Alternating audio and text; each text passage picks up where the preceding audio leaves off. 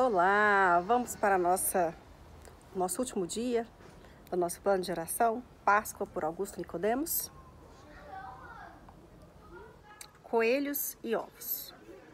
Os elementos que comumente associamos à Páscoa contemporânea, como coelhos e ovos, têm origens que se desviam significativamente da celebração da Páscoa, descrita na narrativa bíblica, particularmente em Mateus 26, versículo 17 a 30. Essa passagem trata exclusivamente da última Páscoa judaica que Jesus celebrou com seus discípulos, onde ele instituiu a ceia do Senhor como um memorial de sua morte iminente e ressurreição subsequente. A Páscoa, no contexto bíblico, é uma festança profundamente religiosa que celebra a libertação milagrosa dos israelitas da escravidão do Egito.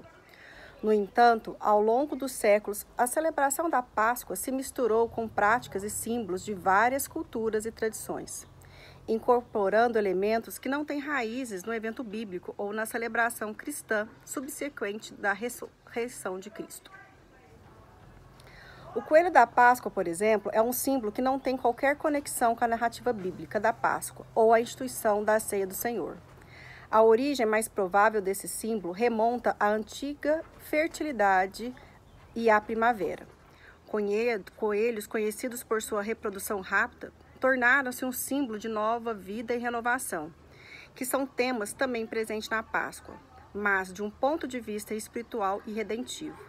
A inclusão do coelho na celebração da Páscoa parece ter origem entre os povos germânicos e pode ter se integrado às celebrações da Páscoa com a cristianização na Europa.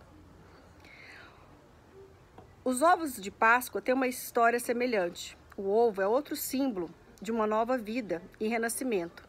A prática de decorar ovos para celebrar a primavera é antiga e atravessa várias culturas. Com a chegada do cristianismo, o ovo foi adotado como símbolo da ressurreição e da pedra do túmulo de onde Jesus ressuscitou. A prática de decorar ovos de Páscoa foi particularmente popularizada na Idade Média e continua a ser um costume em muitas culturas cristãs. Embora muitas vezes mais com foco na diversão infantil do que qualquer significado religioso profundo. É importante notar que a introdução desses elementos na celebração da Páscoa muitas vezes reflete um desejo de alinhar festividades cristãs com práticas culturais, locais pré-existentes. Ao longo da história da Igreja, houve um esforço contínuo para recontextualizar o Evangelho dentro das culturas em que ele se espalhava.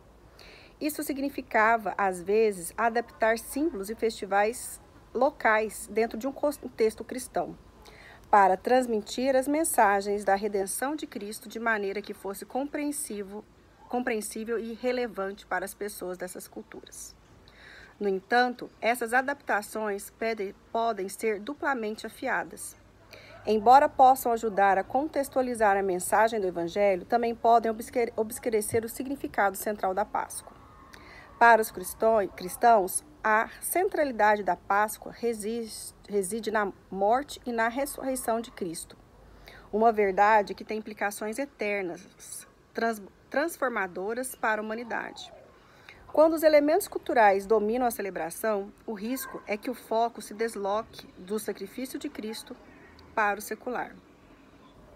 A aplicação prática para os cristãos hoje é buscar o equilíbrio entre o reconhecimento e a celebração das tradições culturais e a manutenção de uma ênfase clara sobre a morte e a ressurreição de Jesus.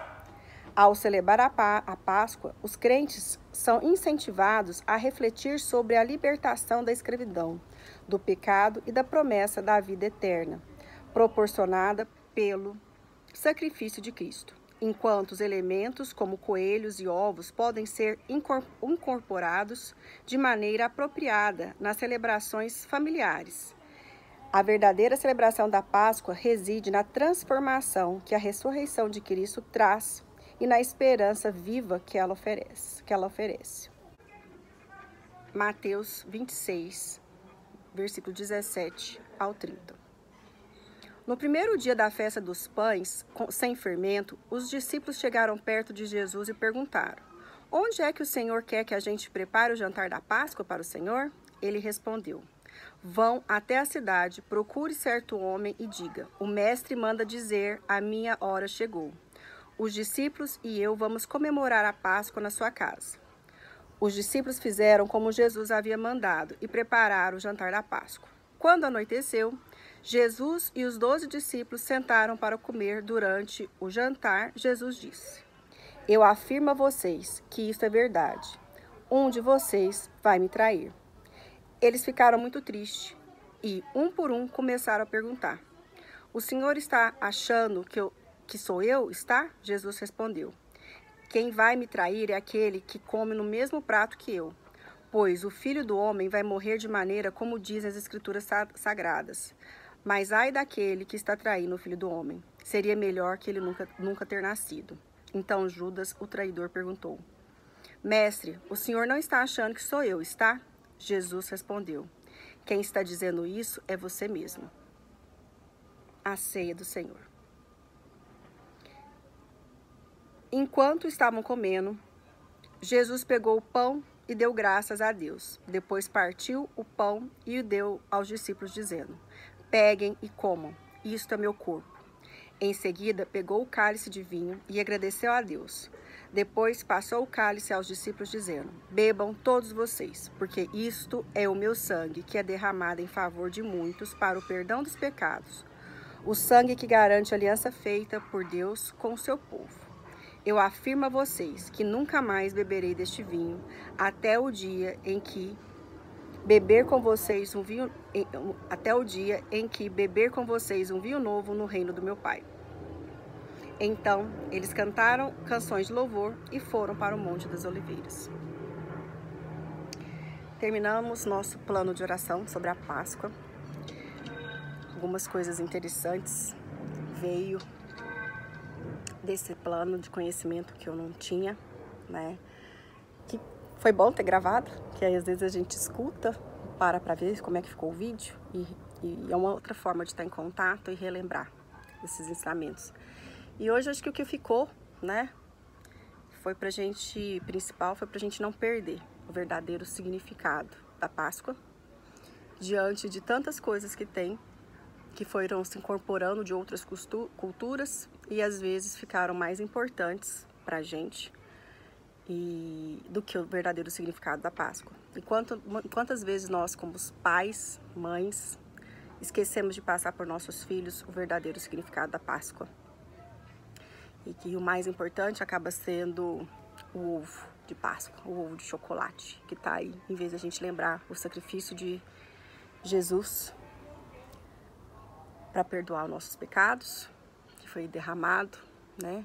O sangue derramado que perdoa nossos pecados e que acabou com a necessidade dos sacrifícios, de outros sacrifícios de animais, né? E de ofertas. E fiquem com Deus. Até amanhã, nosso novo plano de oração.